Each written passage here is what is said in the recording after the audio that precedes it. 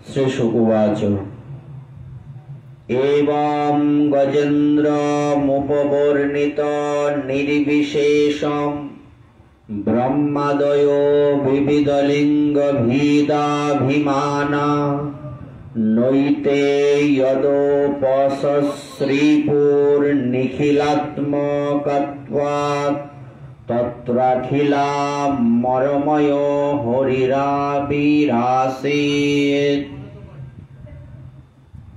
শ্রী সুখদেব বললেন, পরীক্ষিত, গজেন্দ্র কোন রকমের ভেদভাব না করে শ্রী ভগবানের অপাকৃত নির্বিশেষ স্বরূপের স্তুতি করেছিল। সেই জন্য ভিন্ন ভিন্ন নাম ও রূপযুক্ত বিবিধ মূর্তির অভিমানী ব্রহ্মাদি দেবতারা তাকে রক্ষা করার জন্য আসেননি। সেই সময় সর্বাত্মা হওয়ার কারণে সর্বদেব স্বরূপ ভগবান শ্রীহরি স্বয়ং আবির্ভূত হলেন। গতদিন আমরা এই অবধি ছিলাম। অর্থাৎ গজেন্দ্র যাকে স্তুতি করেছেন সেই ভগবান শ্রীহরি, তিনি এসে আবির্ভূত হয়ে গজেন্দ্রকে রক্ষা করার উপক্রম করলেন। তৎপশ্চাৎ তম তদ্বদাত্তমুপলভ্য যগন্নিবাস স্তোত্রম নিসম্মদি বিজয়ী সহ সংস্তুবদ্ভি ছন্দময়েন গরুড়েন সমুহ্যমানশ্চক্রায়ুধയോ হব্য গমদাসু যতো গজেন্দ্র।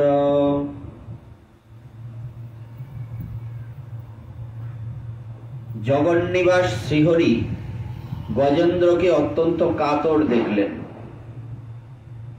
এবং তার উচ্চারিত তার স্তুতি শুনে বেদময় গরুড়ে আরোহণ করে চক্রধারী ভগবান অতি দ্রুত বিপদগ্রস্ত গজেন্দ্রের কাছে পৌঁছালেন। শ্রীহরির স্তুতি করতে করতে অন্য দেবতাগণও সেখানে উপস্থিত হলেন। আমরা গতদিন এই অবধি ছিলাম যে গজেন্দ্র যখন অত্যন্ত কাতর হয়ে ভগবান শ্রীহরিকে আহ্বান করছেন ওনাকে রক্ষা করার জন্য, তখন শ্রীহরি ভগবান তিনি কি করলেন? ইনি কোন ভগবান এসেছেন? চক্রধারী ভগবান।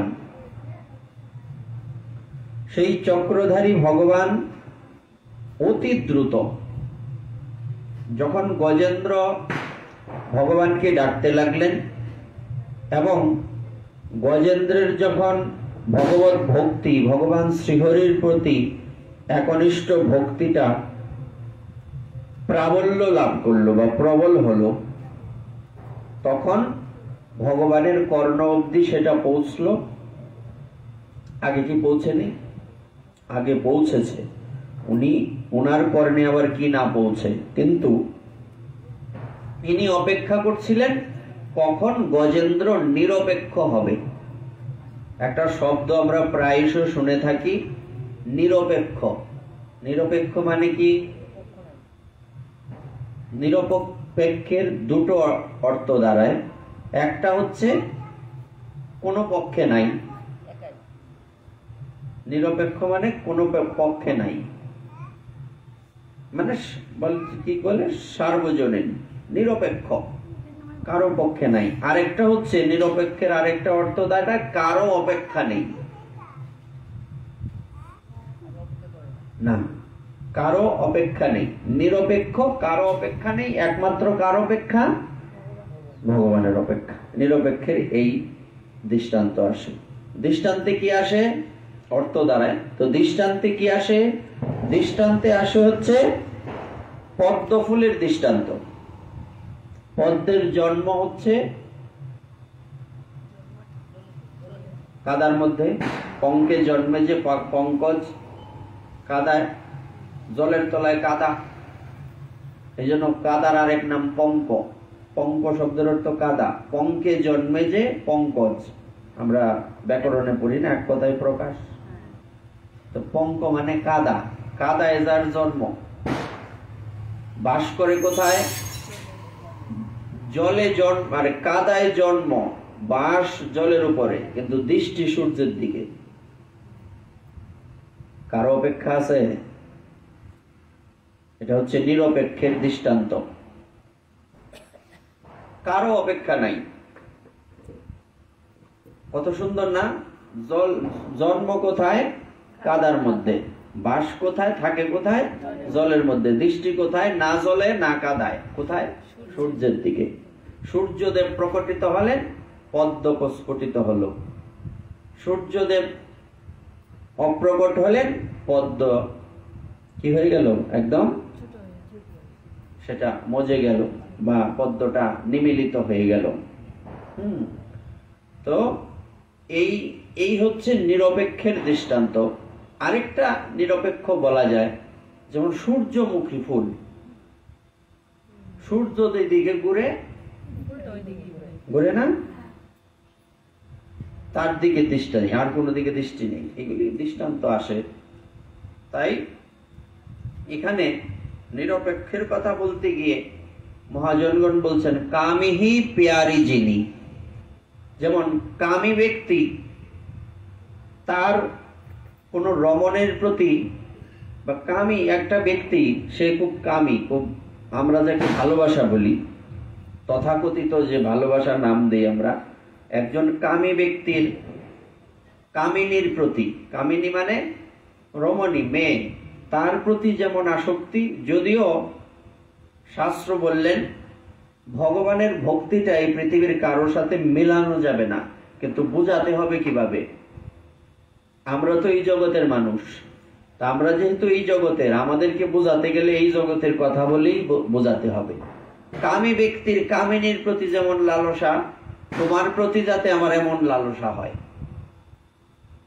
আবার এখানে আরেকটা কথা বলে দিছে, ভক্ত তো বুদ্ধিমান, উনি বলছেন একটা সময় ওই কামী ব্যক্তিরও কি হয় না, কামী ব্যক্তির আসক্তিও 24 ঘন্টা কামিনীর প্রতি থাকে না। থাকে না, কোনো একটা সময় থাকে, পরে আর খবর নাই। আমার যাতে এইরকম না হয়, এটা অল টাইম থাকতে হবে।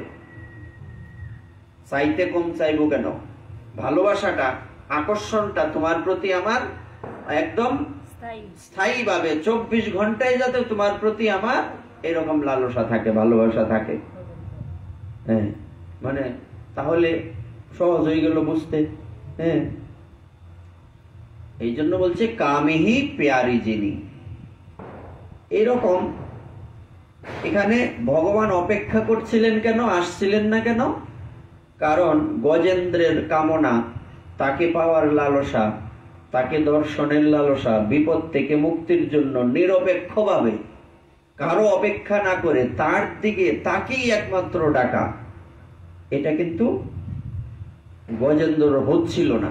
যখন হয়েছে তখন ভগবান, দেখুন এখানে একটা শব্দ উচ্চারণ করা হয়েছে, চক্রধারী ভগবান অতি দ্রুত।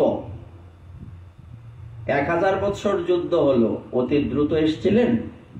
অতি দ্রুত আসলে কি 1000 বছর যুদ্ধ হওয়ার সুযোগ ছিল? না।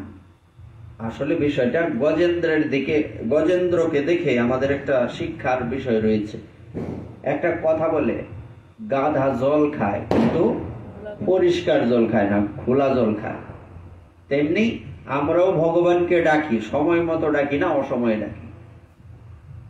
যখন বিছানায় পড়ি, অসুস্থ হই, সমস্যায় পড়ি, তখন আমরা ভগবানকে ডাকি। কিন্তু প্রকৃতপক্ষে যখন আমরা সুখের দিনে থাকি, তখন ভগবানকে ডাকি না।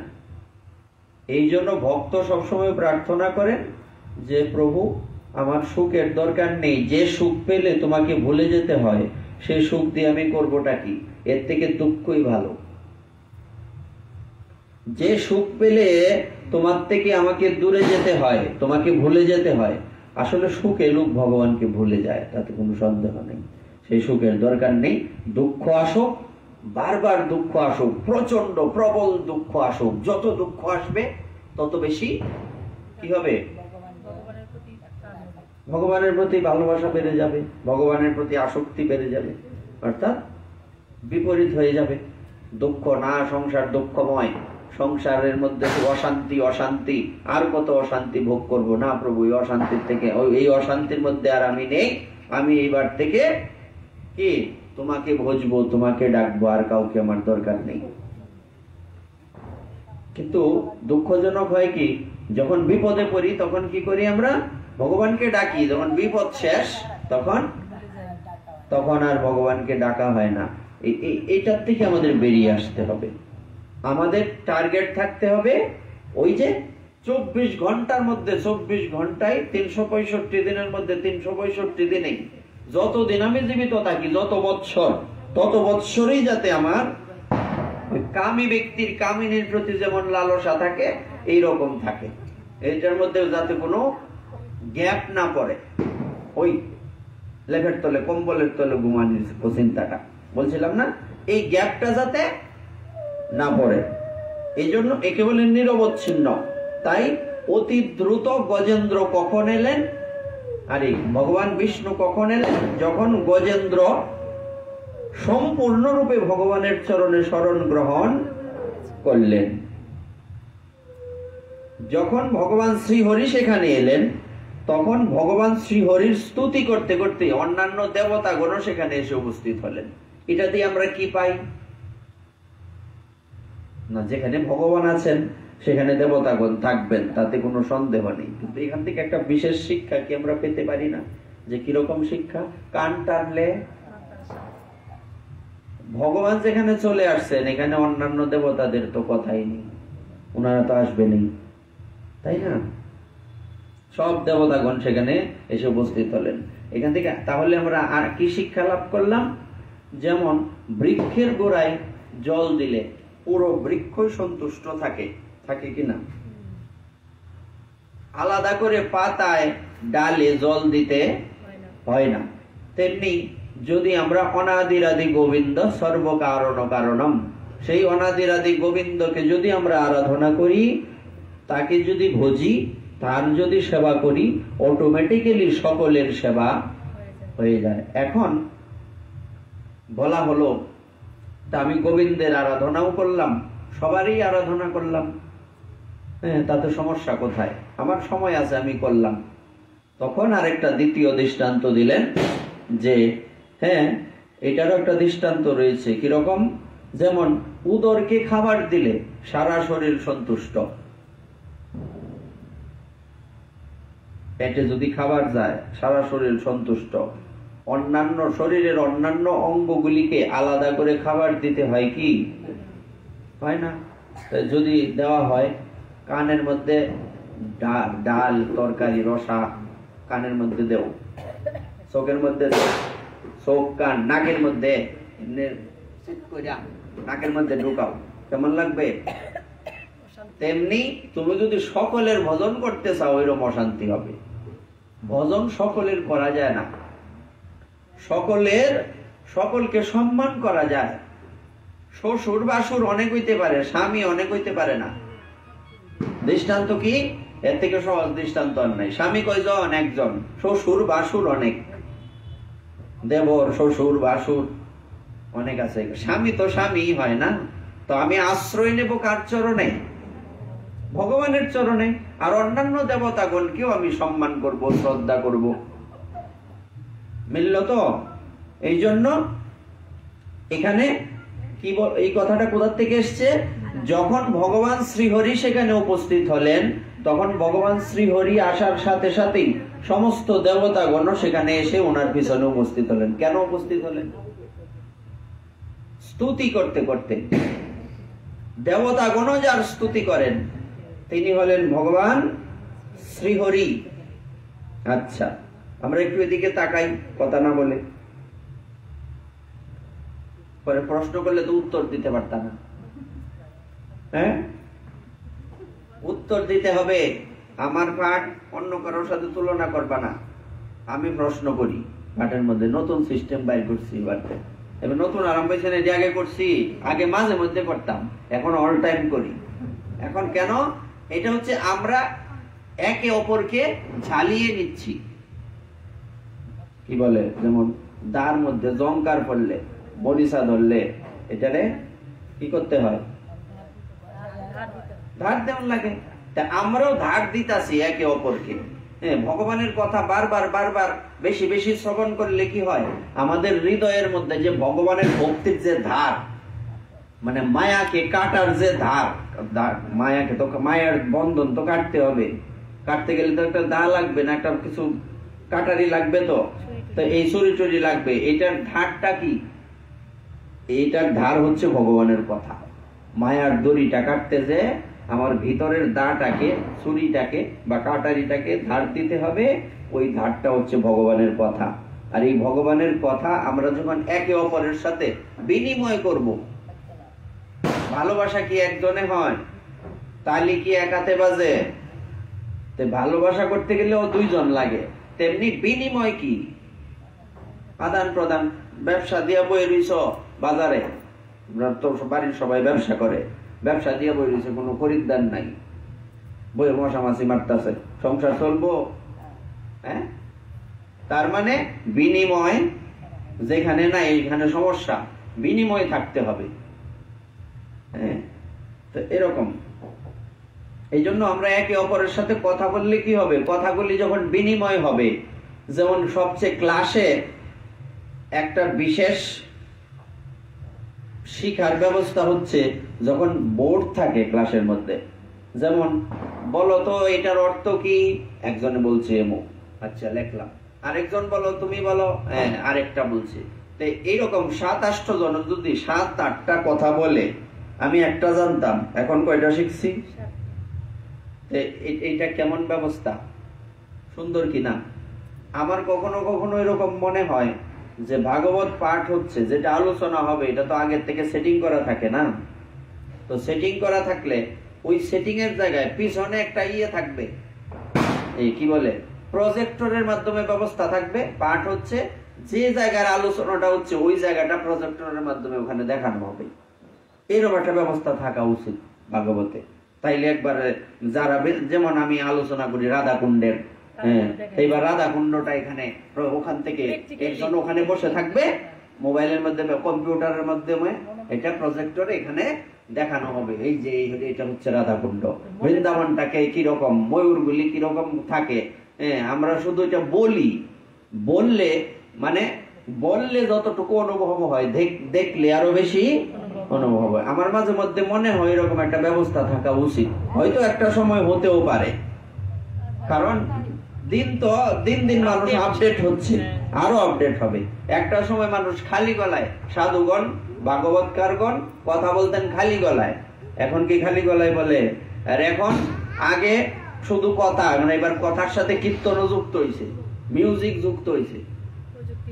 প্রযুক্তি পারে না এমন তো কোনো কাজ নাই, দিন দিন আরো আপডেট হতে হবে। তাইলে কি হবে, এই যে এটা হচ্ছে রাধাকুণ্ড, এটা হচ্ছে বৃন্দাবন, এটা নবদ্বীপ, এটা যমুনা, এটা গঙ্গা, এটা সরস্বতী, এই জায়গা থেকে সর্বপ্রথম গঙ্গা দেবী এই পৃথিবীতে প্রকটিত হয়েছেন, এই তো কেদারনাথ, এই তো বদ্রীনাথ। অটোমেটিক্যালি ইয়েগুলি এখানে চলে আসবে, ভিডিওগুলি।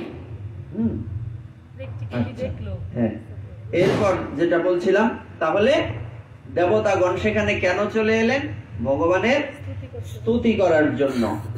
ভগবান এমন একজন ব্যক্তিত্ব যাকে সকলে স্তুতি করে।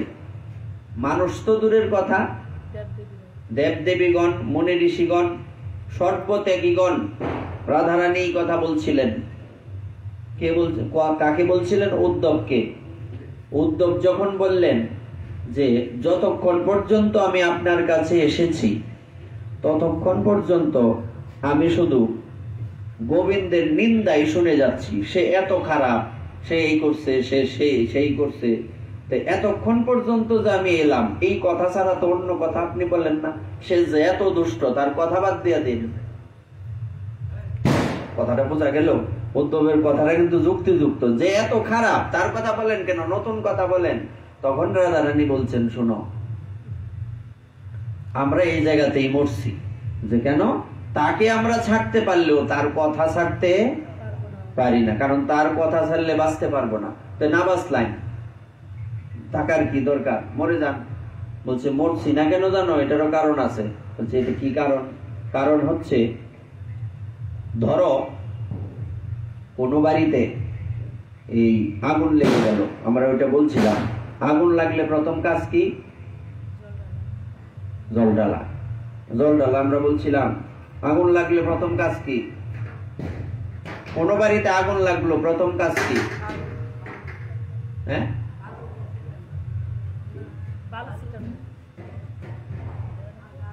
প্রথম কাজ হচ্ছে কোন পশু পাখি থাকলে তাদের বাঁধন খুলে দেওয়া। কইছি না, ওই অথনে কয় হোক, কারণ তাদের হয়তো গলার মধ্যে দড়ি লাগানো কিংবা পিঞ্জরাবদ্ধ, এরা তো অবলা, এদেরকে আগে রক্ষা করা। মানুষ তো দরজা বেড়া ভাঙ্গে এলে বাইরে থাকবো, কিন্তু এই পশু পাখিগুলি কিভাবে বের হবে? তো এইবার কি করতে হয়? সেই প্রাণীটার বাঁধন খুলে দিতে হয়, বা পিঞ্জরা থেকে সেই পাখিটাকে মুক্ত করে দিতে হয়, প্রথম কাজ। তো যখন আমরা মরি না কেন জানো? কারণ আমাদের প্রাণটা খিল লাগানো আছে, অর্গল লাগানো। বলছি কিরকম? যখন গোবিন্দ চলে যাচ্ছিলেন তখন আমরা সব অক্রূরের রথের সামনে শুয়ে পড়েছিলাম। অক্রূরের রথটা কবে?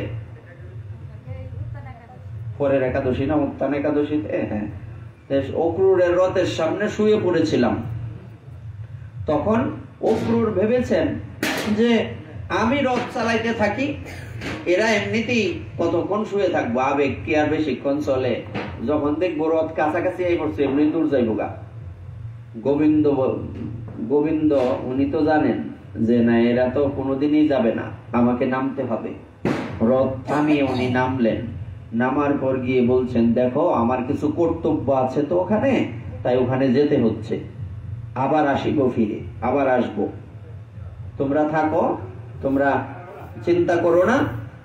আবার আমি সময় মতো কর্ম সম্পাদন করে আমার দায়িত্ব কর্তব্য পালন করে আবার ফিরে আসব।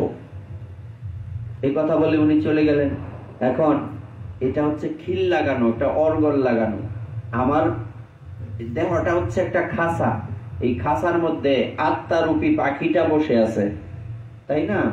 এখন এই দেহটার মানে ওই খাঁচাটার মুখের মধ্যে একটা দরজা বন্ধ করে দিয়ে গেছে। দরজাটার নাম হচ্ছে আবার আসিব। যদি আবার এসে সে আমাদের দেখতে না পায় তাহলে তার কষ্ট হবে, এটা আমরা সইতে পারবো না। এই জন্য আমরা এখনো বেঁচে আছি। বিষয়টা বুঝো, কোন জায়গায় কোন লেভেলের ভালোবাসা থাকলে এমনটা হতে পারে। এটা কি কেমন কথা? কোন লেভেলের ভালোবাসা? এবার উদ্ধব কি বলছেন? দেখো আমি কিন্তু উদ্ধব, এই যে আমাদের অবস্থাটা এত বেগতিক, আমরা এখন এমন একটা অবস্থায় পড়ে আছি, আমরা মরতেও পারছি না, আবার বেঁচে থাকতেও পারছি না। তোমার কাছে আমার একটা অনুরোধ, তুমি তোমার প্রভুকে গিয়ে বলবে, এই যে আবার আসিব ফিরে, এই যে একটা খিল লাগায় রাখা গেছে, এই খিলটা যাতে ছুটায় দেয়, তাহলে আমরা মরতে পারবো। নাহলে কোনোভাবেই মরাও সম্ভব না। প্রেমের মরা জলে ডুবে না, তাইলে আমরা মরতে পারবো, এছাড়া মরা সম্ভব না। চিন্তা করা যায়। তখন যে কথাটা বলছিলাম, এখানে উদ্ধব যখন বললেন যে আপনি যতক্ষণ পর্যন্ত আমি এখানে এলাম ততক্ষণ পর্যন্ত তার কথাই বলে যাচ্ছেন, তার কথা কি বন্ধ করা যায় না? বলছে না, তার কথা যদি বন্ধ করে দেই তাহলে আর বাঁচতে পারবো না। আর আমাদের কার কথা? আমরা তো সামান্য মূর্খ অবলা নারী। বড় বড় মুনি ঋষিরা তার কথার দ্বারা আবদ্ধ হয়ে গেছেন। কি বড় বড় মুনি ঋষিগণ, উনারা পর্যন্ত তার কথার দ্বারা আবদ্ধ হয়ে সব ত্যাগ করে চলে যান। এবার ভ্রমর যদি বলেন যে স্বামিনী কোথায় চলে যান, এই লোকগুলি বলছে লোক বলবেন না। লোক বলছো কেন? তো লোক নাকি? বলছে এরা লোক থাকে নাকি, এরা পাখি হয়ে যায়। কেন পাখি হয়ে যায়? মানে তারা আর এখানে থাকে না, তারা উড়ে উড়ে কোথায় চলে যায়? বলছে উড়ে উড়ে চলে যায় তার লীলাস্থলিতে। তার লীলাস্থলিতে যায়, ওখানে খায় কি? বলছে কি আর খাবে? ওখানে গদম কণা বা ওই যে যাকে বলে মাধুকরী, কবে ব্রজে মাগিয়া খাইব মাধুকরী। হ্যাঁ, ঠাকুর মহাশয় প্রার্থনা করলেন না? ঠাকুর মহাশয় কি বললেন? যে এমন দিন আমার কবে হবে যেদিন আমি সররস ভোজন দূরে পরিহরি, কবে ব্রজে মাগিয়া খাইব মাধুকরী। সররস কি? 6 প্রকার রস। কি কি? টক, তিতা, মিষ্টি, ঝাল, তারপর আর কি আছে? আরো আছে 6 প্রকার রস আছে। এইগুলি এই 6 প্রকার রসই বাদ। তাহলে চিন্তা করেন তারা কি খায়? লবণও নাই, মিষ্টিও নাই, ঝালও নাই। এই হচ্ছে জীবন। সররস ভোজন, আরো 2টা মনে পড়ছে না, পরে বলবো। সররস ভোজন দূরে পরিহরি, কবে ব্রজে মাগিয়া খাইব মাধুকরী। তারা আর এখানে থাকে না, তারা পাখি হয়ে যায়, তারা চলে যায় কোথায়? তার লীলাস্থলিতে। এই জন্য কথাটা কেন বললাম? যেখানে ভগবান থাকবেন সেখানে অন্যান্য সবাই চলে আসবেন, তাতে কোনো সন্দেহ নেই। সরোবরের ভিতরে সেই বলশালী কুমির গজেন্দ্রকে ধরে রেখেছিল, এখনো কিন্তু ছাড়ে নাই। এবং গজেন্দ্র ভীষণ ব্যাকুল হয়ে উঠেছিল। ব্যাকুল মানে? ব্যাকুল বলতে কাতর তো আছেই, ব্যাকুল, হ্যাঁ, ছটফট ভাব তো আছেই। ব্যাকুলের বৈশিষ্ট্য এটা। আমরা তো কীর্তন করি, আকুল প্রাণে ব্যাকুল প্রাণে গাইতে পারি, গাই কিনা কীর্তনে? ব্যাকুল মানে কি? মানে তার জন্য মনটা আকুলি ব্যাকুলি করছে। আকুল, ব্যাকুল, আকুল প্রাণে ব্যাকুল হয়ে তাকে ডাকতে হয়। কিভাবে? আকুল প্রাণে ব্যাকুল হয়ে ছটফট করছে ভেতরটা। কেন? কখন তার দর্শন হবে। চিন্তা করুন তো, রাধারানীর বিষয়টা ভাবুন। উনি বলছেন আবার আসিব ফিরে, এই কথাটা একটা আমার জন্য একটা অর্গল বা খিল। এই যে খিল লাগানো আছে, এই জন্য এই খিল লাগানো বলে আমার প্রাণটাই দেহ ছেড়ে বের হতে পারছে না। কত শক্তিশালী কথা! ভাবলে কিন্তু এটা বিশাল ব্যাপার। এটাই এই স্থানটাই ভক্তের লক্ষ্য। এই অবস্থা যেদিন প্রাপ্ত হবে সেদিন ভগবানের দর্শন হবে। এই অবস্থাটা কার প্রাপ্ত হয়েছে এখানে? গজেন্দ্রের। এটাই বলছে ব্যাকুল, ব্যাকুল। যখন গজেন্দ্র আকাশে বিষ্ণু ভগবানকে চক্র হাতে নিয়ে গরুরে আরোহণ করে আসতে দেখলো। আচ্ছা, এমন যদি হয়, আচ্ছা আমরা একটু কথা না বলি। অনেকে নতুন আসছে তো এরা জানে না যে কথা কইলে গালি খাইতে হবে। নতুন আসছো তো তোমরা জানো না, এখানে কেউ কথা বলে না, এখানে কেউ ঘুমাইতে পারে না, কেউ কথা বলতে পারে না। হ্যাঁ, আছে না? আচ্ছা, কি বলছিলাম? গজেন্দ্র, আচ্ছা হঠাৎ এমন হলো তুমি একটা বিশাল রোগে ভুগছো, বিশাল একটা সমস্যা। হ্যাঁ, মানে ডাক্তার বলছে তোমার মৃত্যু অনিবার্য। এমন অবস্থায় হঠাৎ করে আরেকজন ডাক্তার চলে এলো, প্রায় তোমার নাকের আগায় দম, মরে যাবে, প্রায় একদম কি মৃত্যুর সাথে স্ট্রাগল করছো, এই তো প্রাণবায়ু বেরিয়ে যাবে, এমন অবস্থা। এমন সময় কোনো ডাক্তার এসে যদি এমন একজন, মানে বিষয়টা হচ্ছে সারা পৃথিবীতে একজন ডাক্তারই আছেন যে ডাক্তার তোমাকে এই রোগের থেকে মুক্তি দিতে পারবে, তোমার এই রোগ সারিয়ে দিতে পারবে।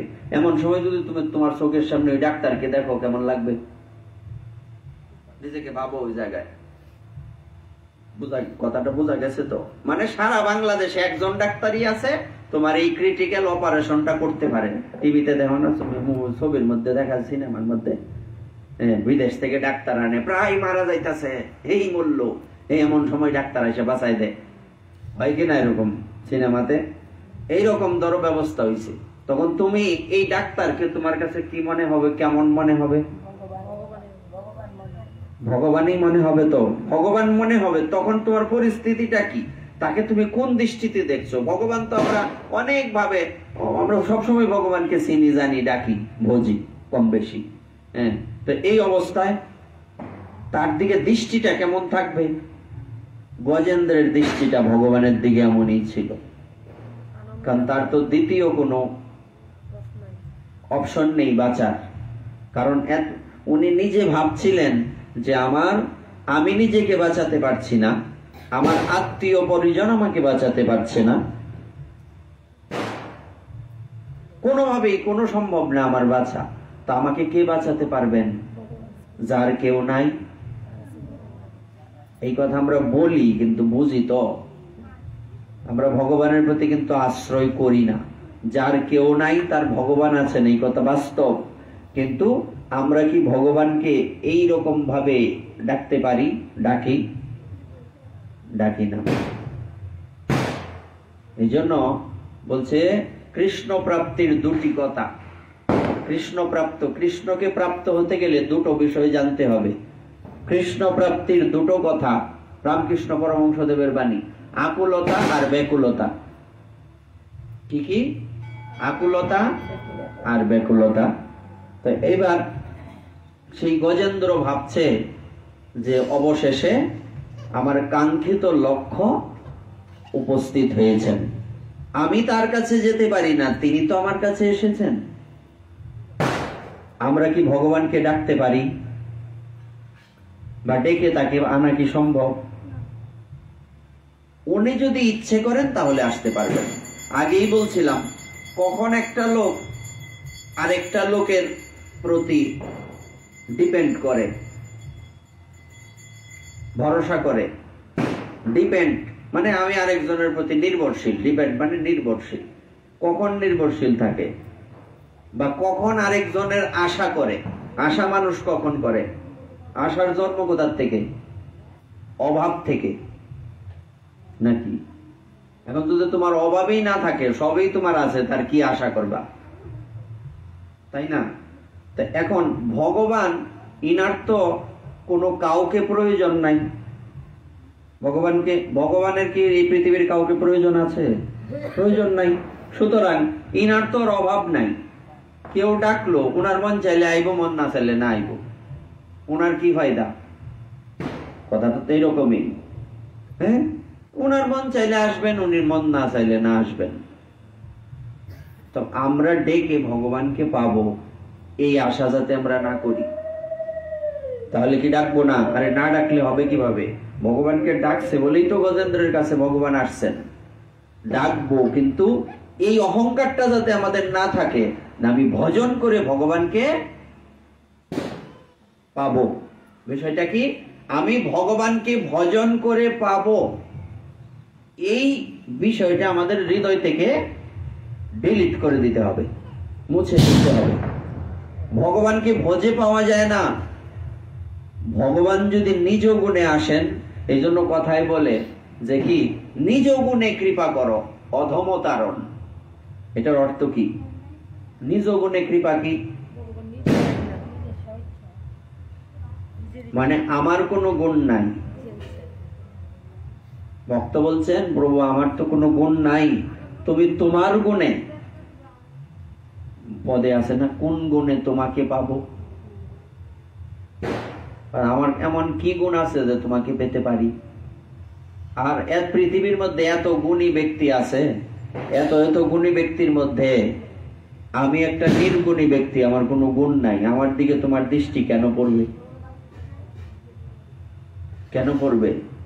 যখন হরিদাস ঠাকুর উনি বললেন যে আমি তোমার আগে এই পৃথিবীর ছেড়ে চলে যেতে চাই, মহাপ্রভু বললেন, এটা তুমি কি বলছো? তুমি যদি চলে যাও, তুমি না ভাবছো যে তুমি চলে যাবে, কিন্তু তুমি চলে গেলে একবার কি ভেবেছো যে আমি কি করে থাকবো? তখন হরিদাস ঠাকুর একটা কথা বলেছিলেন যে প্রভু, এই পৃথিবীতে তোমার ভক্তর অভাব নেই। ভক্তের অভাব আছে? কোনো ভক্তের অভাব নেই। এত ভক্তের মধ্যে আমার মতো একটা পিপিলিকা যদি মারা যায়, পৃথিবীর কোনো ক্ষতি হবে না।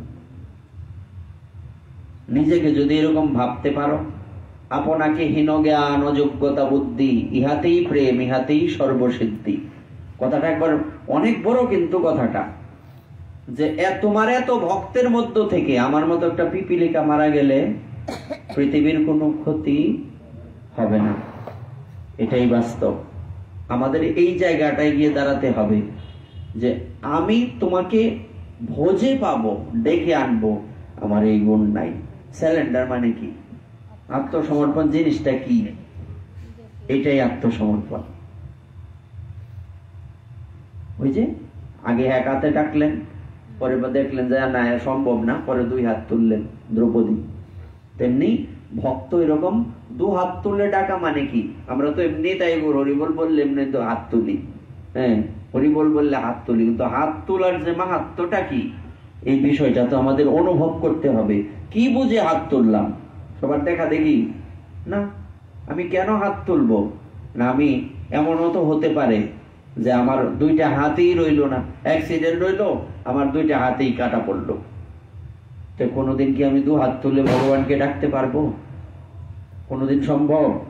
তো এখন যখন হাত আছে, আমি হাত তুলে ভগবানকে ডাকতে পারছি, ডাকবো। তো কাজেই তাকে ভোজে পাওয়া যায় না। উনি যদি নিজ গুণে কৃপা করেন, নতুবা চিন্তা করুন তো, দুর্যোধন 56 ব্যঞ্জন রান্না করছে। যেহেতু 56 ব্যঞ্জনের কথা এসছে, একটা কথা বলি, আমাদের মাথায় একটা চিন্তা আসছে। গত বছর কিন্তু আমরা উৎসবের মধ্যে অন্নকূট পড়ছিল, অন্নকূট করছিলাম, তাই না? এবার তো উৎসবে অন্নকূট পড়েনি, অন্নকূট পরশুদিন নাকি? পরশুদিন অন্নকূট। অন্নকূট তো একটু করবোই, আপনাদের যতটুকু সামর্থ্য কিছু এনে দিলেন, আমরা রান্না বান্না করলাম। তেমন আহামরি কোনো বড় কিছু তো আর করা এবার প্ল্যান নাই, যতটুকু রাধারানী করান। কিন্তু আমাদের এইবারের প্ল্যান হচ্ছে 56 ভোগ, শেষের দিনে 56 ভোগ করার আয়োজন করার একটা ইচ্ছা আর কি মনের মাথার মধ্যে আসছে। মহোৎসবে গত বছর আমরা যেমন করছিলাম অন্নকূট, এইবার আমরা চেষ্টা আর কি, ইচ্ছা মাথার মধ্যে যে কি 56 ভোগ করব। কোনোদিন 56 ভোগ এই এরিয়াতে হয়নি। অন্নকূট তো কম বেশি ছোট বড় হয়, 56 ভোগটাও আমাদের দেখা। 64 মন্ত্রের ভোগ হয়েছে, অন্নকূট হয়েছে আমাদের মন্দিরে, কিন্তু 56 ভোগ হয়নি না। এখানে আমাদের মন্দিরে 64 মন্ত্রের ভোগ হয়েছে, অন্নকূট হয়েছে বড় করে, কম বড় না কিন্তু অনেক বিশাল বড় হয়েছে গত বছর। এইবার 56 ভোগ হইলে আর আরেকবার এরকম আমাদের একটা করে একটা প্ল্যান মাথায় আসবে। হ্যাঁ, আরেকবার আমরা দ্বাদশ গোপালের ভোগ করব, একটার পর একটা আসবে। যদিও দ্বাদশ গোপালের ভোগটা এটা কোনো কোথাও নির্দিষ্ট লেখা না, এটা ভক্তদের মনের বাসনা। তো 56 ভোগটা গ্রন্থে লেখা। তো 56 ব্যঞ্জন, 56 ভোগ 36 ব্যঞ্জন, বিনা তুলসী প্রভু এক নাহি মানি। আপনি 56 প্রকার ভোগ করলেন না, কি বলছে? হ্যাঁ, 56 ভোগ 36 প্রকার ব্যঞ্জন তৈরি করলেন, কিন্তু আপনি এর মধ্যে ভক্তি যুক্ত না, আপনার ভক্তি নেই, এটা ভগবান গ্রহণ। তুলসী পত্র নাই সেই ভোগের মধ্যে, ভগবান গ্রহণ। তুলসী দেবীকে কি বলা হয়? ভক্তি দেবী। তো ভোগের উপরে তুলসী বা তুলসী পত্র বা তুলসী মঞ্জরি দেওয়ার অর্থটা কি? এটা হচ্ছে ভক্তি। আগে ভক্তি, পরে দ্রব্য। বোঝা গেল? আমরা তো মনে করি না পাতাটা হলো ভগবানের প্রিয়, ওই জন্য দিলাম। এই পাতাটা কিসের প্রতীক? দুব্বা, মা আশীর্বাদ করে মাথার মধ্যে দুব্বা দেওয়ান লাগে, দিছি। দুব্বা কিসের প্রতীক? ধান কি এর প্রতীক? তাইলে আগে এক একটা প্রতীক না। এই তুলসীটা কিসের প্রতীক? ভক্তির প্রতীক। উপরে ভক্তি, পরে দ্রব্য। তোমার দ্রব্য দিলা, ভক্তি নাই, তাইলে হবে না। যেমন আমাদের গুরুদেব বলতেন যে ভোগটা যখন প্রস্তুত হয়ে যাবে, তখন এমন জায়গায় তুলসী পত্রটা সবার উপরে দিতে হবে যাতে ভগবান চোখ খুলে প্রথমে তুলসী পত্রটা দেখেন। বিনা তুলসী প্রভু এক নাহি মানি। দুর্যোধন 56 ভোগ প্রস্তুত করে রেখেছিলেন, গোবিন্দ কিন্তু সেটা গ্রহণ করেননি। কার ঘরে গেলেন উনি? বিদুরের ঘরে গেলেন। বিদুরের ঘরে তখন বিদুরের স্ত্রী স্নান করছিলেন।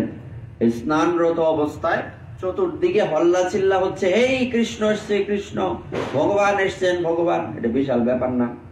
উনি এই হল্লা চিল্লা শুনে দৌড়ে বেরিয়ে এলেন। মনের মধ্যে কেমন আকুলতা, কেমন আবেগ, এই কৃষ্ণ আসছে মানে দৌড়ে বেরিয়ে এলেন। অর্ধেক স্নান করেছেন, অর্ধেক শরীরে কাপড় আছে, অর্ধেক শরীরে কাপড় নেই, গোবিন্দের দিকে তাকিয়ে আছেন। হঠাৎ গোবিন্দ কি করলেন? গায়ের উত্তরীয়টা ছুঁড়ে মারলেন। এতক্ষণে মনে হলো, ও আমার গায়ে তো কাপড় নাই। ভক্তিটা কেমন দেখেন? ভক্তি কাপড় মানে না। ভক্তি এই জগতের কোনো কিছুকে তোয়াক্কা করে না। হ্যাঁ, যেমন রাধারানী বলছিলেন না, যে তোমাকে ভালোবেসে লোকে আমাকে কলঙ্কিনী বলে বলো, কিন্তু তোমার থেকে যাতে আমার দূরে যেতে না হয়। লোকে কলঙ্কিনী বলুক, তাতে কি হইল? আমার তাতে কিছু আসে যায় না। লোকে বলে, লোকে তো কত কথাই বলে, তাতে কি আসলো গেল? লোকের কথা লোকে বলো, লোকের কথায় কিবা এসে যায়, মিছে দাগা তুমি পেও না। যার মুখে ভাই হরি কথা নাই, তার কাছে তুমি যেও না। যার মুখ দেখলে ভুলে যাবে হরি, তার মুখপানে যে দেশে নিতাই নাই, সে দেশে না যাব। নিতাই বিমুখ জনার মুখ না হেরিব। মদ্দা কথা হচ্ছে এই।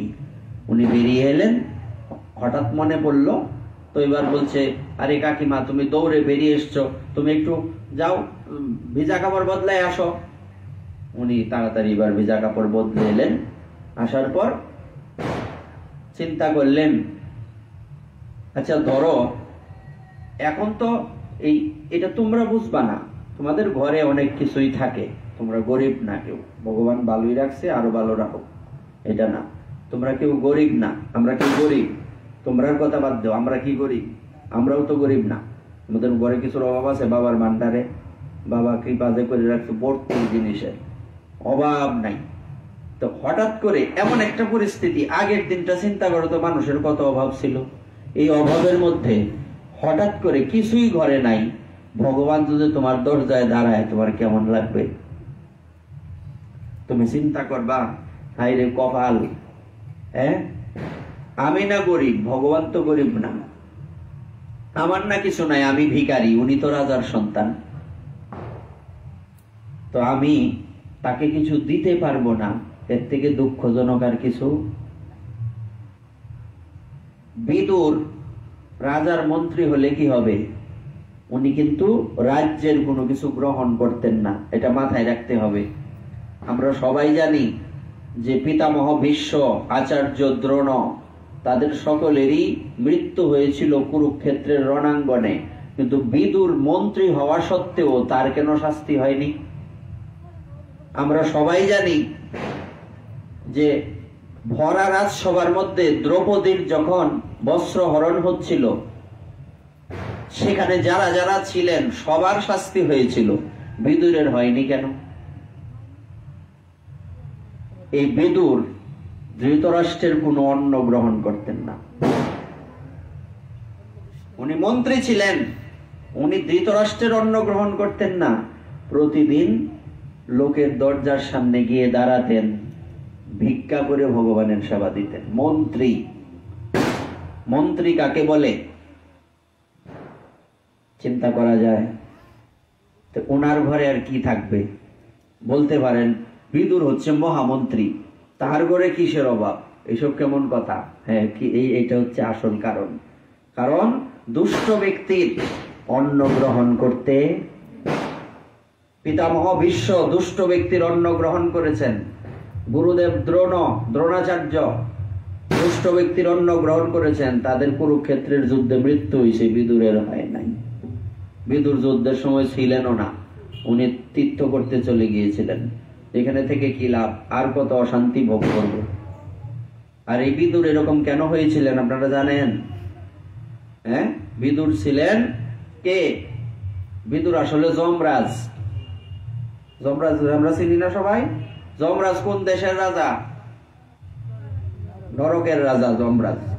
এই যমরাজ এক সময় মান্ডব্য মুনি, আমার মনে পড়ছে না, মান্ডব্য মুনি হবে, মান্ডব্য মুনি একটা আশ্রমে থাকতেন। দেখো একটা কথার থেকে কতগুলি কথা আসে, তাই না? ইচ্ছা না থাকলেও কথাগুলি অটোমেটিক একটার পর একটা চলে আসে। আমরা যদি এই কথাগুলি বলে চলে যাই তাহলে নতুন মানে মেইন কথাগুলি আমরা জানতে পারবো না। জানতে পারবো? এজন্য আমরা চেষ্টা করি বিস্তারিত বলার। মান্ডব্য মুনি উনি কি করলেন, উনি যে আশ্রমে থাকতেন কুটিয়ার মধ্যে, দুই চোর চুরি করে পালাচ্ছে। তো চুরি করে যখন পালাচ্ছে তখন সেখান থেকে ওই জায়গা থেকে চোরকে তো ধরা গেল না, চোর সন্দেহ করে মান্ডব্য মুনিকে তারা ধরে নিয়ে আসছে। কেন? কারণ হচ্ছে মান্ডব্য মুনি তপস্যায় রত, ওনার কুটিয়ার ভেতরে চুর করছে কি যে আমরা তো দৌড়ে পারবো না, রাজার সিপাহীরা দৌড়া মানে আমাদেরকে তাড়া করেছে, সুতরাং আমরা কি করি, আমাদের মুখ তো আর তারা দেখছে না, হাতে দ্রব্য দেখলে না এরা আমাদের দৌড়বো, সুতরাং এই সাধুর আশ্রমের ভিতরে রাখা যায়। এসব রেখে যাওয়াতে মনে করছে সাধুই চোর, ধরে নিয়ে গেছে। রাজা ও না জেনে না বুঝে তাকে শুলে চড়ানোর আদেশ দিছে। শুলে চড়ানোর যখন আদেশ দিছে, এখন উনি অনেক বুঝালেন, উনি কেউ বুঝলো না, বলছে ঠিক আছে। তো শুলে চড়ানো হলো ওনাকে। উনি তো সাধু, সুর কি ওনার ক্ষতি করতে পারবে? করতে পারবে না। তখন দুই সিপাহী দৌড়ে গেলেন, মহারাজ এক অলৌকিক কাণ্ড। যে কি কাণ্ড? আমরা তো মান্ডব্য মুনিকে শুলে চড়াইলাম, কিন্তু শুল তো ওনার শরীরে বিদ্ধ হয় না। তখন রাজা বুঝতে পারলেন সর্বনাশ করছি, না জানি কোন ভুল করছি। তাড়াতাড়ি সাষ্টাঙ্গে প্রণাম করলেন, যে সাষ্টাঙ্গে প্রণাম করে কি বললেন, যে আমাকে ক্ষমা করে দিন, আসলে আমি বুঝতে পারিনি, আমি চিনতে পারিনি আপনি কে। বলছে তোমার প্রতি আমার কোনো ক্ষোভ নেই, আমার কথা হচ্ছে যমরাজের সাথে, সে আমাকে এই শাস্তি কি করে দিতে পারলো। আমার কথা কার সাথে? তুমি তোমার অপরাধের চিন্তা করো না।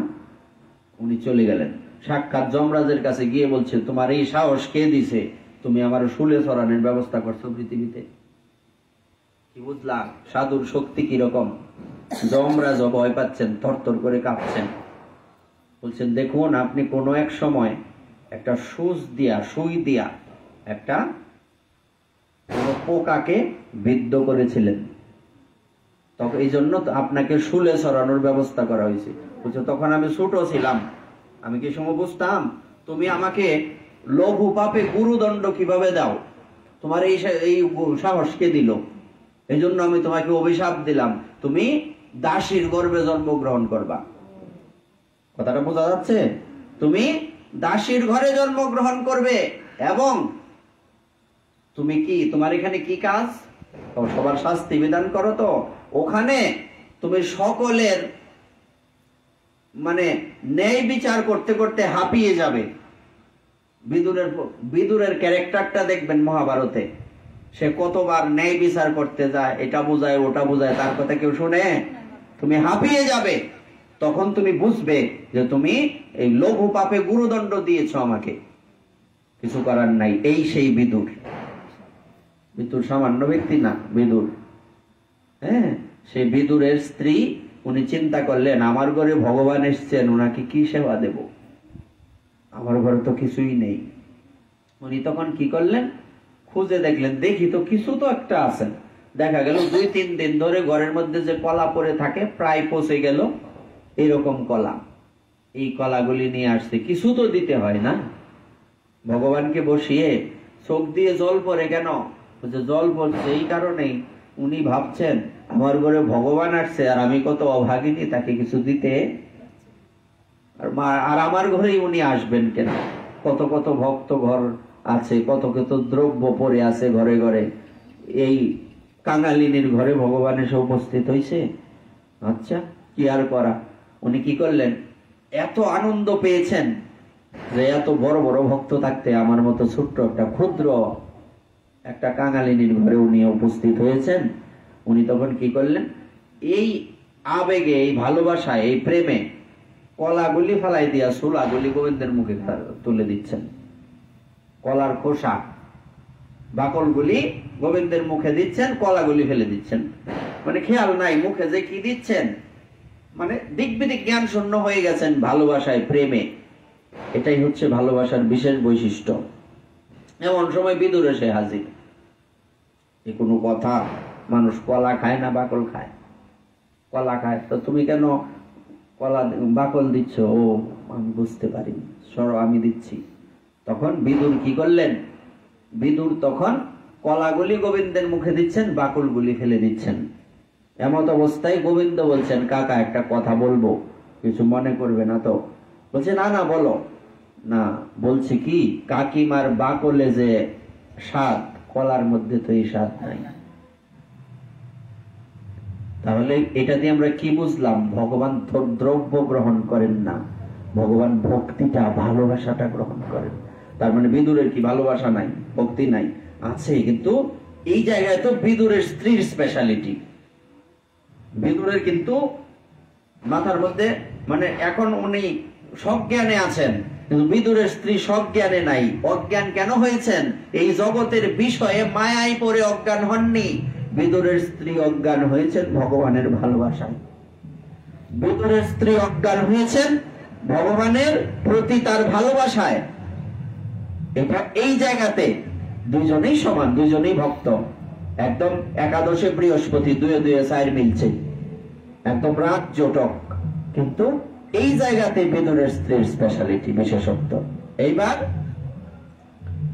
বলবার অর্থ হচ্ছে, ভগবান কি গ্রহণ করেন? ভক্তের ভক্তি গ্রহণ করেন। দৃষ্টান্ত কি? দৃষ্টান্ত দিতে গিয়ে আরো বললেন, আমরা সবাই শবরী মাতার কথা জানি না, স্কুলে পড়ছি না, ছোট করে জীবনী। শবরী ভগবান রামচন্দ্রের ভক্ত। হ্যাঁ, কौन कहता है ভগবান খাতে নেহি, এটা দেখবেন পদ আছে, অচ্যুতম কেশবম কৃষ্ণ দামোদরম রাম নারায়ণম জানকী বল্লভম। শোনো না মোবাইলে, টিভিতে, এটার মধ্যে একটা কথা আছে, कौन कहता है ভগবান খাতে নেহি। কে বলে ভগবান খায় না? হ্যাঁ, মাতা শবরের মতো খাওয়াতে পারে না, তাই খায় না। कौन कहता है ভগবান সোতে নেহি, কে বলে ভগবান ঘুমায় না? মা যশোদার মতো ঘুম পাড়াইতে পারে না, তাই ঘুমায় না। সুন্দর না কথাটা? এবার এই মা শবরী, উনি কি করেছিলেন? মাতা শবরী, উনি ভগবানকে কিভাবে সেবা দিয়েছিলেন? যে ফলটা সবচেয়ে বেশি মিষ্টি লাগতো, অর্ধেকটা খেয়ে একটা পাত্রে রেখে দিতেন, আর যেটা তিক্ত বা কষ্টি বা মানে কি কষাটে, এই রকম ওইগুলি ফেলে দিতেন। তো যখন ভগবান রামচন্দ্র এলেন, তখন মাতা শবরী সেই দ্রব্যগুলি ভগবানের সামনে ধরলেন। ভগবান খাচ্ছেন, মনে হচ্ছে উনি অমৃত সেবা করছেন। তখন লক্ষণ বলছেন, দাদা আপনি কি পাগল হয়ে গেছেন? লোকে কি খায়, আপনি এক রাজা, আপনি এসব এঁঠো ফল খাচ্ছেন। তখন ভগবান রামচন্দ্র লক্ষণজিকে বলছেন, লক্ষণ তুমি এটা বুঝবে না।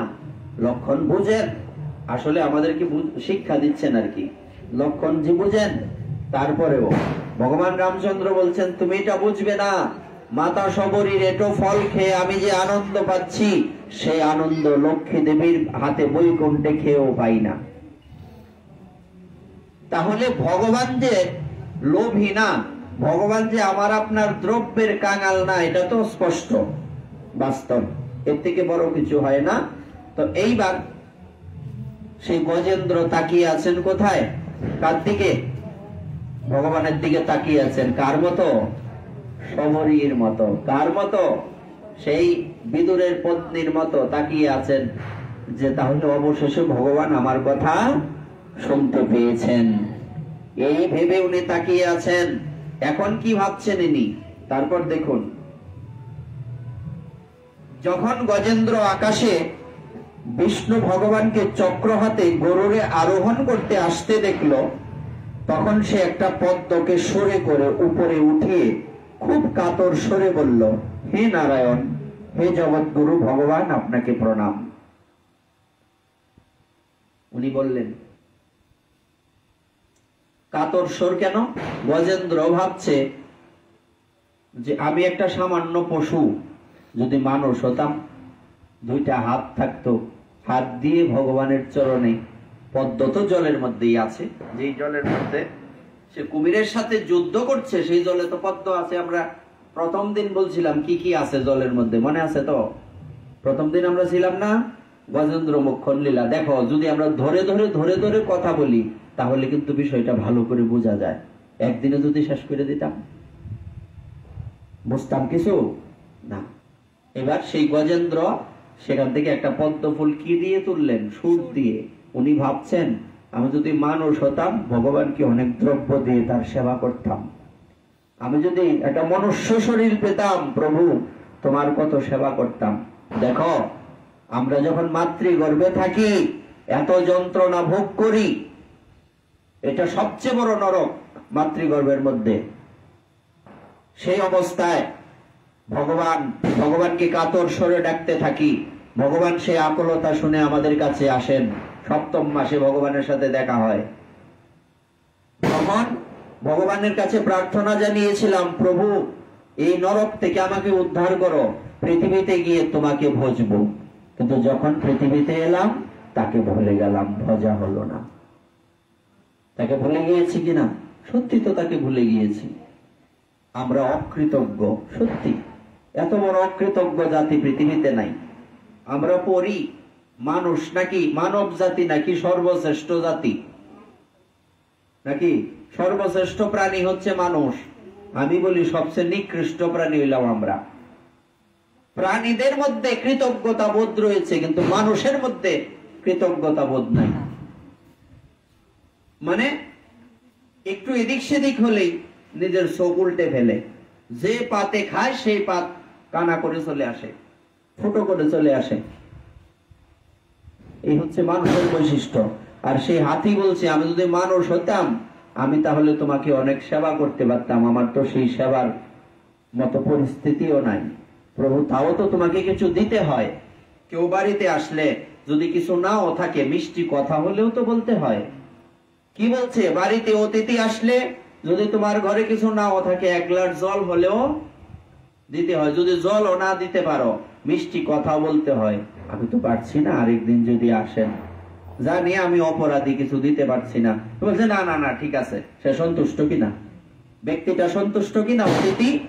আর তোমার ঘরে অনেক কিছু আছে, অতিথি আসছে, তুমি তার দিকে দেখলাই না, তুমি দম্ভ ভরে হাঁটছো, দেখো তো কি আছে, দাও। এত অহংকার রাখবা কই? এই অহংকার বেশি দিন টিকবে না। একটা দিন সবাইকে চলে যেতে হবে। এই দাও স্যার, বাইর করো। অনেক সময় দোকানে গেলে অনেক সময় এরা আসে না, ভিখারিরা, এই দাও টেয়া দাও, কেমনে জানি কথা কয়। কেন বাবা, তুমি দিবাই যখন এমন কেন? একটু হাসি মুখে দেও, নাইলে না দেও। এই দেওয়ার দরকার নাই। বাড়িতে আসলে ভিখারি, তোমার বাড়ি কই গো, ভিক্ষা কেড়ে করো, কত প্রশ্ন যে জিগাই। কেন দরকার তোমার অত কিছু জিগানি? সে আসছে, তুমি কেন আসছে, কোন সময়? তোমার বাড়িতে তো এই 2-3 মিনিট সময় নষ্ট করলে তার অনেকটা সময় চলে গেল। আরেক বাড়িতে, আরো 2 বাড়িতে সে এর মধ্যে যাইতে পারতো। তুমি দিলা তো দিলা ওই, হ্যাঁ, তুমি এই 1 কোটা চাল দিলা আর তার 10 কথা শোনাই দিলাম। এই দেওয়ার দরকার কি? এই দিবা না, কোনো সময় দেওয়ার দরকারই নাই। এর থেকে না দেওয়ান বালা। হ্যাঁ, তো এইবার এই হচ্ছে আমাদের অহংকার। এই রকম নয়। আমরা কাউকে দান করলে এমন ভাবে দান করব না। আমরা ভগবানকে সেবা দিলে এই মানসিকতা নিয়ে সেবা দেব না। কেমন মানসিকতা থাকবে? আমাদের মানসিকতা থাকবে যে এই দ্রব্যগুলি তো আমার না। আমি যখন পৃথিবীতে আসছিলাম, কে নিয়ে আসছি? সুতার নাল একটা নিয়ে যাইতে পারবা? যাওয়ার সময় যাইতে পারবা? 3 তলায় বাস করো, 3 তলার একটা ইটের কোনা নিতে পারতা না। গাছতলায় বাস করলে একটা পাতা নিতে পারবা? কেউই নিতে পারতাম না আমরা। তো কাজেই কিসের তো অহংকার আমাদের, কিসের তো বড়াই? যৌবনের অহংকার করবা, আজকে সুস্থ আছো, 2 দিন পরে অসুস্থ হয়ে কমল লয়ে লড়তার না, পাও লয়ে লড়তারি না, কমল লয়ে লড়তারি না, বাবা আইতারি না, কি জানি মা এরকম হয় না, আইতারও না কেরে কেরে, কিন্তু একটা সময় তো শরীরে অনেক শক্তি ছিল, আজকে এই শক্তিটা নাই। আমাদের যে শক্তিটা আজকে আছে 10 বছর 20 বছর পরে থাকবো? তো কখন ভগবানের ভজন করব? এখনই করতে হবে, পরে আর পারতাম না। যৌবনেই অনন্তের ব্রত করতে হয়, বৃদ্ধকালে হয় না। সকাল সকাল দধি মন্থনে মাখন উঠে ভালো, ছেলেবেলায় কৃষ্ণ ভজন, বুড়ো হলেই গেল। ওনারা দেখলাম উনি কইল আমি অসুস্থ, হাসপাতালে গেছিলাম, আমার প্রেসার বাড়ছে, উনি 2 দিন আসতে পারে নাই পাটে, ওই অথচ ওইখানেই তো থাকে। কেমন পরিস্থিতি! শরীর কিন্তু সব সময় আমার সঙ্গ দেবে না। সুতরাং হাত জোর করে মিনতি করি সবার চরণে, এবং এই আশীর্বাদটা করবেন জীবনে যাতে অহংকার না আসে মনে। আপনাদেরও কাছে প্রার্থনা, মনে অহংকারকে জায়গা দেবেন না। অহংকারী ব্যক্তিকে ভগবান কখনোই ভালোবাসেন না, সবচেয়ে ঘৃণা করেন অহংকারী ব্যক্তিকে। আমার জিনিস আর তার কত অহংকার, ভগবান এটা ভাবেন। তাই এই হাতি ভাবছে যে প্রভু তোমাকে দেব, কে দেব, কিন্তু কিছু তো দিতে হয়। তাই সুর দিয়ে পেঁচিয়ে একটা পদ্ম ফুল গোবিন্দের চরণে ধরলেন, নয়ন দিয়ে অশ্রু ঝরছে, ভগবানও তাকিয়ে আছেন। ভগবানের চোখে আজকে জল, কেন না? ভক্ত বিপদে আছেন বলে। ভগবানও আজকে উৎকণ্ঠার মধ্যে আছেন। ভগবানের কিসের উৎকণ্ঠা? ওনার তো কিছুর অভাব নেই, কোন লোকেরও তো অভাব নেই, ভক্তেরও তো অভাব নেই। তোমার একটা সন্তান, হ্যাঁ, তোমার এই সন্তান চলে গেলে তোমাকে কে দেখবে ভাবতেই পারো। সারা পৃথিবী যদি তোমার সন্তান হয়, তোমার কি এই চিন্তাটা আসবে? এতটুকু অনুভব কি আসবে? আসবে না। তো ভগবান তো অনন্ত কোটি বিশ্ব ব্রহ্মাণ্ডের অধীশ্বর, এইরকম ভক্ত 2, 7, 10 হাজার, 20 হাজার, 1 লক্ষ মুহূর্তের মধ্যে তৈরি করে ফেলবেন। ওনার তো এই হাতিকে দরকার নাই। ওনার চোখে জল কেন? ওনার উৎকণ্ঠা কেন? উনি উৎকণ্ঠিত এই জন্য যে আজকে আমার ভক্ত এত বিপদে আছে। তোমার সন্তান যদি একটা অসুস্থ হয়ে বিছানায় পড়ে থাকে, হাসপাতালে ভর্তি থাকে, তখন তাকে এই অবস্থায় দেখে তোমার কেমন লাগবে? অনেক লোক বলে তোমাদের আবার ভগবান, ভগবান নাকি আমার ভক্তকে উদ্ধার করতে আসে। ভগবান তো ইশারা দিলে সব হয়ে যায়, অন্য লোককে পাঠাতে পারে। ভগবান অন্য লোককে না পাঠিয়ে উনি নিজে আসেন, কোনো কথা হইল? ভগবান নাকি ভক্তের মলমূত্র অপরিষ্কার করে, এরকম দৃষ্টান্ত আছে। এটা কোনো কথা হইল? অন্য লোক পাঠাক। বলছে এটা তোমরা বুঝবে না, যারা ভগবানকে নিরাকার ভাবে আরাধনা করো, যারা কোনোদিন ভগবানের রূপ জানো না, গুণ জানো না, তারা এটা অনুভব করতে পারবে না। এখন তোমার হাজার হাজার ঘন্টা লোক রয়েছে, তোমার ছেলে জলের মধ্যে পড়ে গেল, তুমি কি বলবে? যাও রক্ষা করো। তুমি সাঁতার জানো না জানো, আগে লাফ দিয়ে নামবা। আমার সন্তান জলে পড়ে গেছে, আমরা সবাই ভগবানের সন্তান, আমরা এই বিষয়ের মধ্যে পড়ে আছি, এই ভব সমুদ্রে পড়ে আছি। ভগবান তো আমাদের প্রতি উৎকণ্ঠিত থাকবেনই। ভক্তগণ ভগবানের ভজন করছেন, এতে ভগবান সন্তুষ্ট এবং খুশি। আরেক দিক থেকে ভগবান তো অখুশি, কারণ আমরা ভগবানের ভজন করছি না, আমরা যন্ত্রণায় আছি। তাহলে ভগবান আনন্দময় হলেও ভগবানের দুঃখেরও কিন্তু সীমা নেই। যখন গান্ধারী অভিশাপ দিলেন ভগবানকে, ভগবান একটা কথা বলেছিলেন, মা একটা কথা শোনো, আমি শেষ হয়ে গেছে, এটার আমাদেরও একদিন চার্জ চলে যাবে, এইরকমই, এটার যেমন চার্জ নাই, আমাদের জীবনটা ওই মেশিনের ব্যাটারির মতোই, চার্জ কিন্তু থাকবে না, একটা সময় যাবে। তো কি বলছিলাম, কোন কথাটা?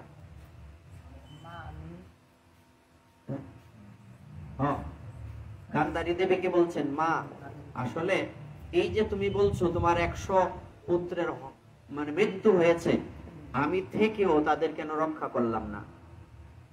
আমি চাইলে তো যুদ্ধ বন্ধ করতে পারতাম, তুমি নানান কথা আমাকে বলেছো, এ কথা সত্য, কিন্তু পরিস্থিতি এরকম, এই পৃথিবীতে এমন হবে এটা পূর্ব নির্ধারিত। আমি কি করতে পারি?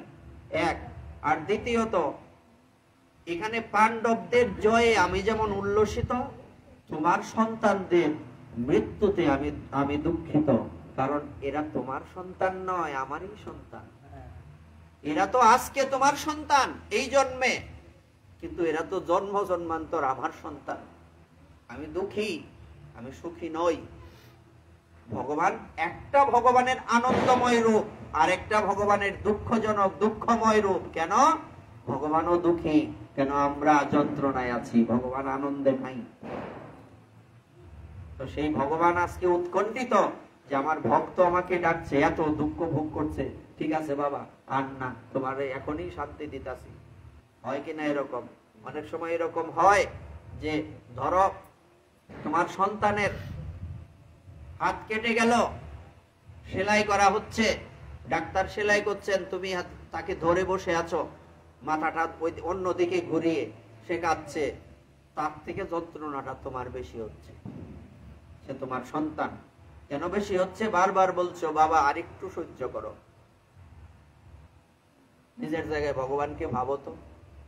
এই জন্যই সে উৎকণ্ঠিত। আজকে ভগবান কাঁদছেন কেন? ওনার মনে এরকম দুঃখ কেন?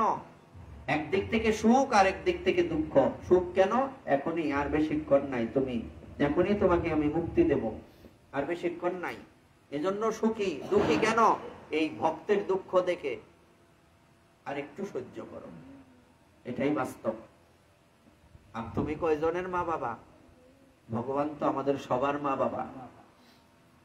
নিজেকে ওনার জায়গায় চিন্তা করে দেখো তো, ওনার কত বড় মাথা, আর কত ব্যথা। যেমন যার যত বড় মাথা তত বেশি ব্যথা। যদিও ভগবানকে এগুলি আক্রমণ করতে পারে না, কিন্তু ভালোবাসার জায়গায় ঐশ্বর্য টিকে না। ভালোবাসার জায়গায় দুঃখ চলেই আসে। কেননা আমরা তো তার সন্তান, আমরা দুঃখে থাকবো, ভগবান সুখে থাকতে পারেন না। তোমার সন্তান একটা না খেয়ে আছে, তোমার গলা দিয়ে অন্ন যাবে? যাবে না। তোমার একটা সন্তান হাসপাতালের বেডে শুয়ে কাতরাচ্ছে, তোমার ঘুম আসবে না, তুমি আনন্দের ঘুম ঘুমাতে পারবে না। তুমিও বিছানায় শুয়ে শুয়ে কাঁদবে, তোমার চোখের জলে বিছানা সেই বালিশ ভিজে যাবে, ভেসে যাবে, তোমার বক্ষ প্লাবিত হবে। তো ভগবানও তো এরকম। ভগবান কি আমাদের এরকম দেখতে চান? ভগবান আমাদের দুঃখ দেখতে চান না বলে সাধুদেরকে আমাদের কাছে পাঠিয়ে দেন। আর কত দুঃখ ভোগ করবা? এই সংসারের বিষয়কে দূরে সরিয়ে দিয়ে ভগবানকে ভজন করতে চেষ্টা করো। সাধুরা আমাদের এই শিক্ষা কেন দেন? সাধুরা হচ্ছেন ভগবানের স্পেশাল সন্তান, বিসিএস ক্যাডার সন্তান, আর আমরা হচ্ছি ভগবানের মূর্খ সন্তান। আমাদের ভক্তি নাই, সাধুদের ভক্তি আছে। তাই সাধুরা আমাদের বুঝান, এই পৃথিবীটা তোমাদের জন্য নয়। এই পৃথিবীটা কাদের জন্য? এই পৃথিবীটা আমাদের জন্য নয়। এই পৃথিবীতে আমরা এসেছি দুঃখ যন্ত্রণা ভোগ করার জন্য। ভগবানের ভজন করে সেই সমস্যা থেকে আমাদের পরিত্রাণ পেতে হবে। আমরা যেমন ঋণ করলে সেই ঋণ থেকে মুক্ত হই না, ঋণ শোধ করি তো টাকা পয়সা দিয়ে, তেমনি আমরা যে জন্ম জন্মান্তর পাপ করেছি, সেই পাপের ঋণ শোধ করার জন্য এই পৃথিবীতে আসছি, এই ফল ভোগ করার জন্য আসছি। আমরাও এর থেকে মুক্তি কি করে পাবো? আমাদের বেশি বেশি ভজন করার চেষ্টা করতে হবে। বলছি তোমার কত টাকা ঋণ? বলছে আমার 10 লাখ টাকা ঋণ। তো 10 লাখ টাকা ঋণ তো আমি এমনিতেই দিতে পারবো না, আমি চাকরি করে সম্ভব না, আমি আরো ওভার টাইম করি। কেন না? ওভার টাইম করলে যদি তাড়াতাড়ি ঋণটা শোধ হয়। যেখানে তুমি 6 ঘন্টা 8 ঘন্টা ঘুমাইতা, এখানে 2 ঘন্টা 3 ঘন্টা ঘুমাও, 3 ঘন্টা বেশি ওভার টাইম করো, 4 ঘন্টা বেশি ওভার টাইম করো। কেন? নাইট ডিউটি করো। কেন? ঋণ শোধ করছো। ভজনটাও তো এরকমই। তুমি যেমন যেমন ভজন করবে, তোমার পূর্ব জন্মের ঋণগুলি তেমন শোধ হবে, তত তাড়াতাড়ি তুমি ভগবানের চরণে যাবে। এটাই বাস্তব। সব জায়গায় এরকম হিসাব করতে হবে। আমরা বেশিরভাগই তো ব্যবসায়ীর ঘরের, এগুলি হিসাব খুব তাড়াতাড়ি একুরেট বোঝার কথা তোমাদের, আমাদের থেকে বেশি বুঝবা, কিন্তু বোঝার চেষ্টা করি না আমরা, তাই বুঝি না। এবার কি করলেন? যখন ভগবান গজেন্দ্রকে ভীষণ কাতর দেখলেন, তখন গরুরকে ত্যাগ করে করুণাবশে স্বয়ং জলে অবতীর্ণ হয়ে, বিষয়টা বুঝুন, গরুরকে বলছেন ভগবান, গরুর তাড়াতাড়ি যাও, আমি আমার ভক্তের দুঃখ আর সহ্য করতে পারছি না। গরুর বলছেন প্রভু, আমি এর থেকে আর তাড়াতাড়ি যেতে পারি না। আমার থেকে যদি তাড়াতাড়ি কেউ যেতে পারে সেটা হচ্ছে তুমি। ভগবান বলেন সত্যি তো তাই, আমি গরুরকে বলি কেন, আমি কেন ঝাঁপিয়ে পড়ি না? গরুরের পিঠের থেকে উনি জলের মধ্যে ঝাঁপিয়ে পড়লেন, এই জন্য উনি ভগবান। এটা আর কেউ পারবে না। বলছিলাম না যে জলের মধ্যে তোমার সন্তান পড়ে গেছে, তুমি অন্য কাউকে বলবে না যাও বাঁচায় আনো, তোমার এই কথা বলারই তো সুযোগ নাই, তুমি দৌড়ায় গিয়ে আগে নামবা আমার সন্তান জলে পড়ে গেছে। তেমনি উনিও গরুরের অপেক্ষা করলেন না, ঝাঁপিয়ে পড়লেন জলের মধ্যে, পড়ে হাতি এবং কুমিরকে এক টানে তীরে তুলে নিলেন। তুলে নিয়ে তৎক্ষণাৎ গজেন্দ্রের সঙ্গে কুমিরকে আকর্ষণ করে সরোবরের তীরে নিয়ে এলেন। অতঃপর সকল দেবতাদের সম্মুখে চক্রের দ্বারা কুমিরের মুখে ছিন্ন ভিন্ন করে গজেন্দ্রকে মুক্ত। শ্রীমন মহাপ্রভুর কৃপা হলে আমরা পরবর্তী অংশ গজেন্দ্র এবং কুমিরের পূর্বজন্মের ইতিহাস কি ছিল, তারা কে ছিলেন, এমনটা কেন হলো, আগামীকাল আমরা আস্বাদন করব। তো এখানে আমরা কি শিক্ষা পেলাম? আমাদেরকেও ভগবান রক্ষা করবেন যদি আমরা আকুল হয়ে তাকে ডাকতে পারি। আমাদের আকুলতা নাই, ব্যাকুলতা নাই। একটু সময়ের জন্য যদি আমরা ভগবানের ভজন করিও পরেক্ষণে আর ভগবানের কথা মনে থাকে না, এমনটা যাতে না হয়। আমি ভালোবাসবো তোমাকে 1 ঘন্টার জন্য নয়, 1 দিনের জন্য নয়, 1 মাসের জন্য নয়, 1 বৎসরের জন্য নয়, সারা জীবনের জন্য নয়, অনন্তকাল আমি তোমাকেই ভালোবাসবো। আমাদের অপেক্ষা করতে হবে যে কখন আমি তাকে পাবো। আমাদের অপেক্ষা করতে হবে কখন তার চরণে নিজেকে সম্পূর্ণ বিকিয়ে দেব। কৃষ্ণ তোমার হলে ভক্ত যদি বলে একবার, মায়া বন্ধ হইতে কৃষ্ণ তৎক্ষণাৎ তারে করেন পার।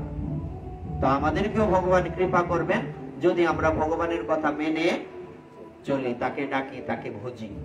তো সবার চরণে একটাই প্রার্থনা থাকবে, চলুন, যে দিন চলে গেছে চলে গেছে, আজকের থেকে আমরা এরকম সংকল্প করি যে না, এখন থেকে আর পাপ করব না। চলুন আমরা সংকল্প করি, এতদিন নানা প্রাণী হত্যা করে তাদেরকে শাস্তি দিয়েছি, তাদের কষ্ট দিয়েছি, এখন থেকে এটা আর করব না। এটা প্ল্যান করে প্রতিদিন ভগবানের সেবা করব। 1 মাসের জন্য ভগবানকে ভালোবাসবো না, ভগবানকে ভালোবাসবো কতদিনের জন্য? অনন্তকালের জন্য। কারণ তার সাথে আমার সম্পর্ক 1 মাসের না, তার সাথে আমার সম্পর্ক 1 জন্মের না, তার সাথে আমার সম্পর্ক কতদিনের? জন্ম জন্মান্তরের, অনন্তকাল চলে যাবে। আমি যদি তাকে নাও ভজি সে আমার, আমি যদি তাকে নাও ভজি আমি তার, এতে কোনো সন্দেহ নেই। কিন্তু আমরা দূরে আছি কেন? কারণ আমরা দূরে আছি তাকে না ভজে, তাকে না ভালোবেসে। সকলের চরণে প্রণাম জানিয়ে আজকের এই ভাগবতের